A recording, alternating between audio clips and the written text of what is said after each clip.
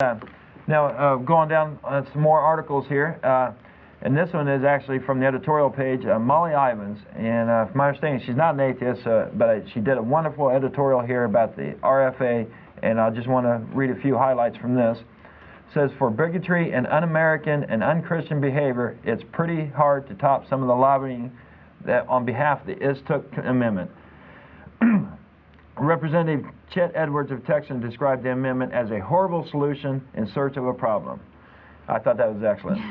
It was the so-called RFA was an effort to improve the work of Thomas Jefferson, James Madison, and other founders by Representative Istook of Oklahoma.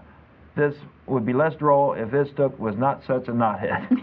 This is her quotes here, and she did a wonderful job. On down the line, though, it was talking about all this could have led to an important debate on how to resolve public expression of faith in a land of many faiths. Instead, the Christian Coalition attacked those who opposed the amendment for anti-Christian bigotry. Hello? To take a stand that clearly threatens to impose one set of religious beliefs on everyone else and then attack him for bigotry is seriously bizarre. Pat Robinson, a man with his own television network and multi-million-dollar enterprise and powerful political operation and influence, actually compared Christians in America today to Jews in Germany under the Nazis. They were forced to wear stars and were put in ghettos. Come on, that is just so far off the track.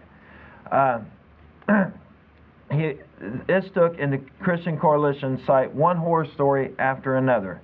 A judge in Alabama who expelled 70 children for praying in school, a girl in Tennessee who got a 0 on her research paper because she chose to write about Jesus Christ, a Supreme Court ruling that a moment of silence in school is unconstitutional because it is used for prayer.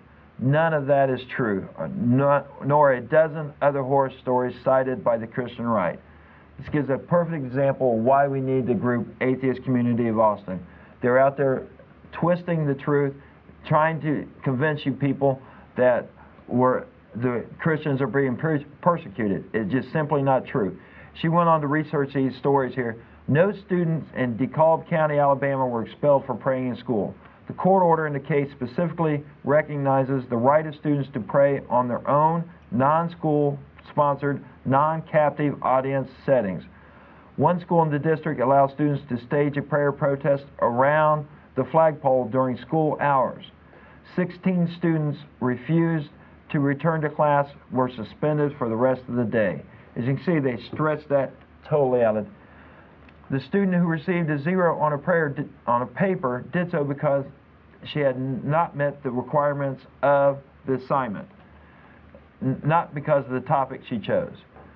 The 1985 Supreme Court ruling did not outlaw moments of silence in public school. The court held that the specific law passed by the Alabama was unconstitutional because it was for the sole purpose of expressing the state's endorsement of prayer activities. Justice Sandra Day O'Connor noted that many states have moment of silence laws. Georgia's had been specifically upheld by the Supreme Court.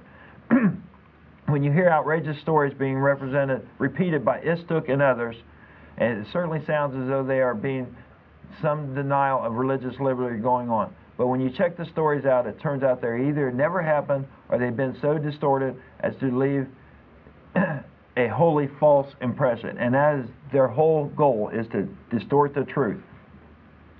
Going down, she does one more paragraph.